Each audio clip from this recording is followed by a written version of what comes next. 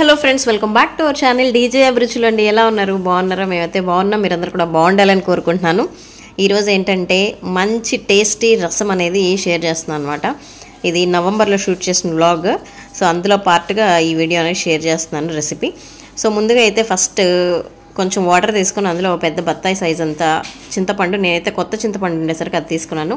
మీరు ఇంట్లో ఉన్న చింతపండు తీసుకున్నా పర్లేదు. బాగా పండిన టమాటాలు ఒక 3 నార్మల్ మీడియం సైజులో ఉన్నవి, కొంచెం ఉప్పు కూడా వేసేసుకొని మనం ఒక పొంగు వచ్చేంత వరకు ఉడికించుకోవాలన్నమాట. సో ఇలా మరుగు స్టార్ట్ అవ్వగానే స్టవ్ ఆఫ్ చేసేసుకోవాలి.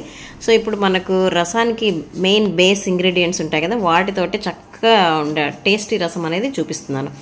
సో జీలకర్ర 1 టేబుల్ స్పూను, మిరియాలు 1 టేబుల్ స్పూను, కొన్ని మెంతులు, 1 స్పూను ధనియాలు, ఇంకా వెల్లుల్లి రెబ్బలు ఒక 5 నుండి 7 వరకు తీసుకున్నాను. ఫ్రెష్గా ఉన్న కరివేపాకు 1 గుప్పెడు, ఇంకా ఎండుమిర్చి కూడా. సో ఇలా మనం బరకగా గ్రైండ్ చేసేసుకోవాలన్నమాట. సో దీన్నైతే పక్కన పెట్టేసుకొని మనం రసం ప్రిపేర్ చేసుకునే ముందు ఇలా ఉడికించి పెట్టుకున్నాం కదా, ఇదైతే గుజ్జు తీసి పక్కన పెట్టేసుకుంటున్నాను. సో పొయ్యి మీద ఒక బాండీ పెట్టేసుకొని, ఎందుకు ఇంత రసం చేస్తున్నా అంటే మేము ఆ రోజు అవుటింగ్ వెళ్ళామన్నమాట. కార్తీక మాసంలో వనభోజనాలకు వెళ్ళినట్టు ఉంటుంది కదా అని. సో అప్పుడు నాకు ఇచ్చిన రెసిపీ ఏంటంటే రసం అనమాట. సో అందులో నేను ఇది తీసుకెళ్ళాను ఇచ్చేసి.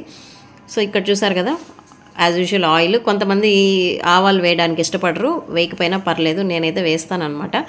ఒక చిట్టి స్పూన్ తోటి ఆవాలు వేసుకున్నాను కొంచెం. తర్వాత 3 ఎండుమిర్చి, తర్వాత కరివేపాకు, ఇంగువ కూడా వేసుకోవాలండి ఈ స్టేజ్లోనే.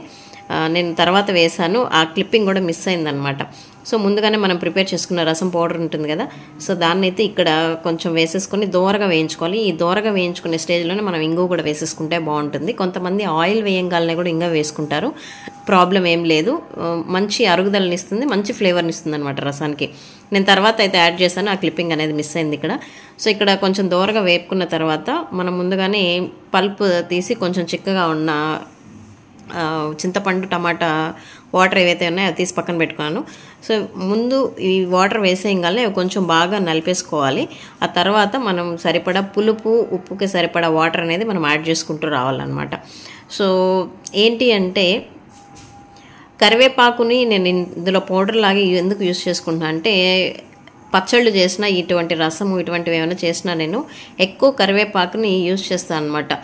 నన్ను ఆకుగా తినమంటే ఒక్కోసారి మూడ్ బాగుంటే తింటాను, ఒక్కోసారి తినలేను అనమాట. సో మా వాడు కూడా తీసి పక్కన పెట్టేస్తుంటాడు. అందుకని పచ్చళ్ళల్లో కానివ్వండి, ఇటువంటి రసం పొడిలో కానివ్వండి, కరివేపాకు అనేది ఎక్కువ వేసుకుంటూ ఉంటాను. ఆ బ్యాలెన్స్ని బ్యాలెన్స్ని ఇక్కడ తినని టైంలో ఇక్కడ బ్యాలెన్స్ చేయొచ్చు కదా అని చెప్పి.